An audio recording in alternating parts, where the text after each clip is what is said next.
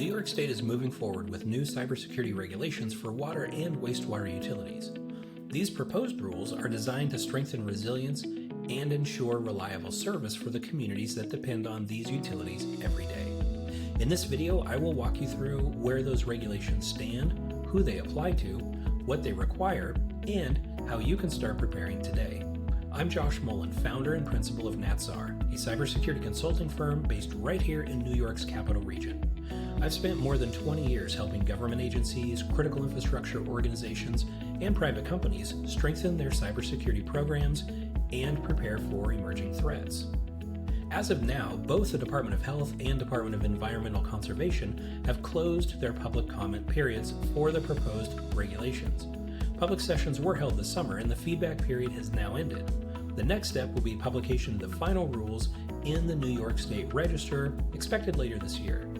Once finalized, certain aspects of both rules will take effect immediately, while others phase in through 2026 and 2027. The Department of Health's cybersecurity requirements apply to community water systems that serve more than 3,300 people, about 318 systems statewide, 37 of which serve populations above 50,000. It should be noted that a DOH-covered water system is exempt from most cybersecurity requirements if it has neither physical nor logical connections between operational technology, or OT, and information technology and IT networks, sometimes called network convergence, or any external network connectivity. Now, the Department of Environmental Conservation's wastewater rules apply to publicly owned treatment works, or POTWs, that operate under a State Pollutant Discharge Elimination System, or SPDES permit. Most municipal and regional treatment facilities fall into that category. Now, the DEC has identified 4,461 of these SPDES permittees, all of whom must comply with that immediate reporting requirement once this goes into effect, and 627 POTWs that are subject to the core controls, including establishing, maintaining, and implementing an emergency response plan, known as an ERP, an incident response plan, known as an IRP, and those minimum cybersecurity controls. Similarly, for the DEC, the most expensive requirement, which is network monitoring and logging, is required for POTWs that are rated at 10 million gallons or more per day. Now, that's waived if the POTW is air-gapped, meaning there's no connectivity to anything, or uses unidirectional data flow devices, meaning that data can only go one way and is controlled by some piece of hardware. Now, if you operate a smaller system, you may not be required to comply with these regulations, but most of what's outlined here represents fundamental cybersecurity hygiene and defensible practices that really every organization should already be doing. Conducting assessments, planning for incidents, training staff, and managing access are all just essential parts of due diligence. Even for utilities not formally covered under these new rules, following these same best practices will strengthen defenses and demonstrate responsible risk management. Both regulations share the same goal: to protect operational technology, information technology, data, and water reliability. But the specific requirements slightly differ between the drinking water and the wastewater systems. For drinking water systems that are under the Department of Health, they will need to conduct a cybersecurity vulnerability analysis each year and after any major system change, report cybersecurity incidents within 24 hours and any identified vulnerabilities within 48 hours. They have to train certified operators on cybersecurity at least once every 3 years and establish a formal cybersecurity program by January 1st, 2027.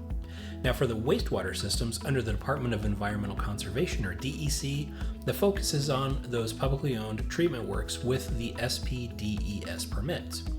These systems will be required to, again, establish a formal cybersecurity program, but this one is a little bit more in-depth, has to be based on the 6 core functions of the National Institute of Standards and Technology, or NIST, cybersecurity framework, which is govern, identify, protect, detect, respond, and recover. They must report cybersecurity incidents orally within 24 hours and in writing within 30 days, protect cybersecurity information under new confidentiality rules, implement cybersecurity controls 1 year after the final rule is adopted, and complete operator cybersecurity training for those certified, expiring on or after January 1st, 2027. Finally, POTWs must file annual certifications due by March 28th, confirming compliance with the emergency response plan and that all cybersecurity controls have been implemented.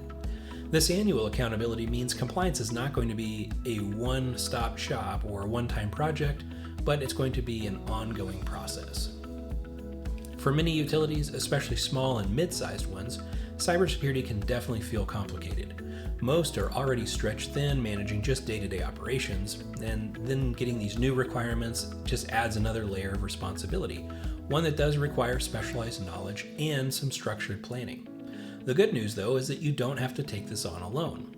At Natsar, I help clients across the world meet various cybersecurity requirements efficiently and with confidence.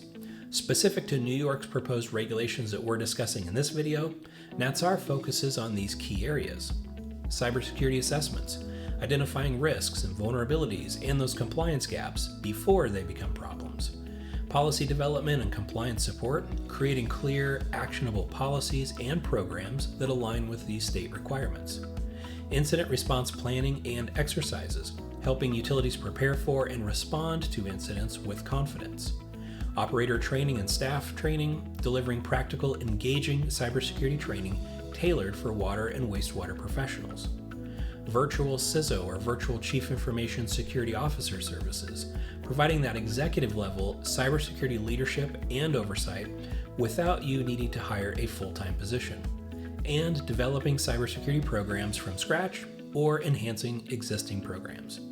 Together, these services give you a trusted local partner who understands your challenges and can help you navigate every step of compliance and resilience. New York's new cybersecurity regulations are ultimately about resilience, protecting the systems that protect our communities. By starting early and partnering with the right experts, compliance becomes more than just a requirement. It's an opportunity to strengthen trust and reliability within your communities and with your customers.